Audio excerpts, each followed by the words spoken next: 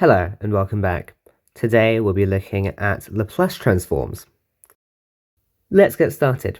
The Laplace transform transforms a function from the time domain, where time is a real variable, into what is known as the frequency domain, the frequency s being a complex variable. The Laplace transform of f of t is equal to capital F of s and is defined by the integral between 0 and infinity of f of t multiplied by e to the negative st with respect to t. The limits 0 to positive infinity show that the function f of t is causal. That is, the function does not depend on the future.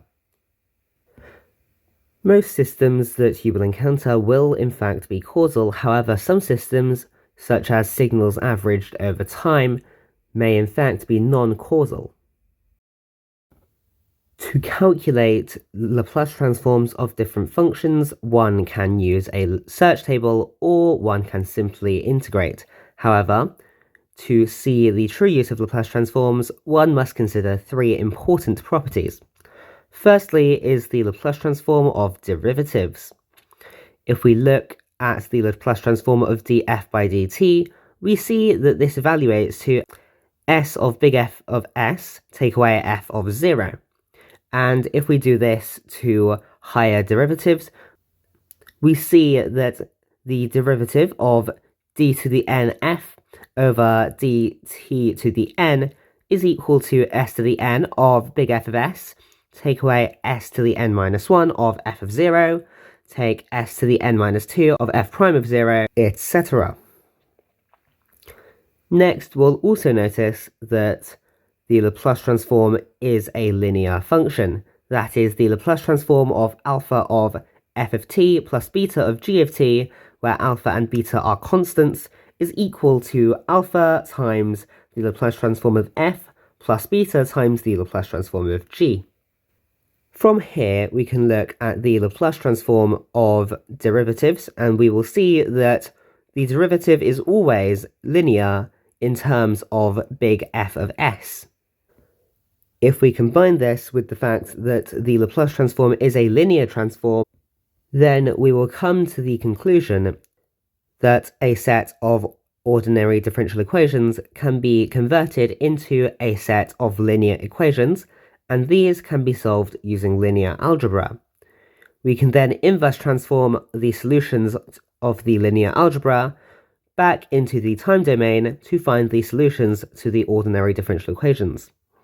Therefore, the Laplace transform very conveniently converts an ODE problem into a linear algebra problem. To practice, let's have a go at this following question. Solve the system x double prime of t plus 2x prime of t plus 2x of t is equal to y prime of t plus z of t, y prime of t plus y of t is equal to x of t, and z prime of t plus z of t is equal to x of t, where x prime of 0 is equal to y of 0 is equal to z of 0 is equal to 0, and x of 0 is equal to 1. Pause the video to have a think, and once you're ready, restart to see if you were correct.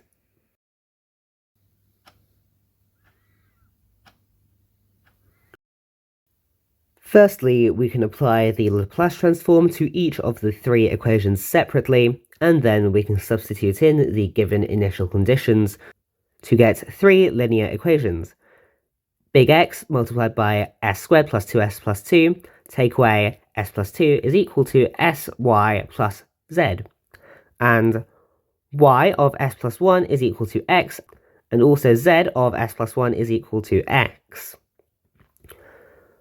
From here, we can solve for x, y, and z, and this should give x is equal to s plus 2 over s plus 1 all squared, and y is equal to z is equal to s plus 2 over s plus 1 all cubed. These should simplify to 1 over s plus 1 plus 1 over s plus 1 all squared, and 1 over s plus 1 all squared plus 1 over s plus 1 all cubed, respectively. Now that we have these in suitable forms, we can apply a reverse transform to get that x of t is equal to 1 plus t of e to the negative t, and y of t is equal to z of t is equal to t plus t squared over 2 of e to the negative t. If you liked our video, please like and subscribe, and we'll see you next time for some more fun maths problems. Thanks for watching, and goodbye.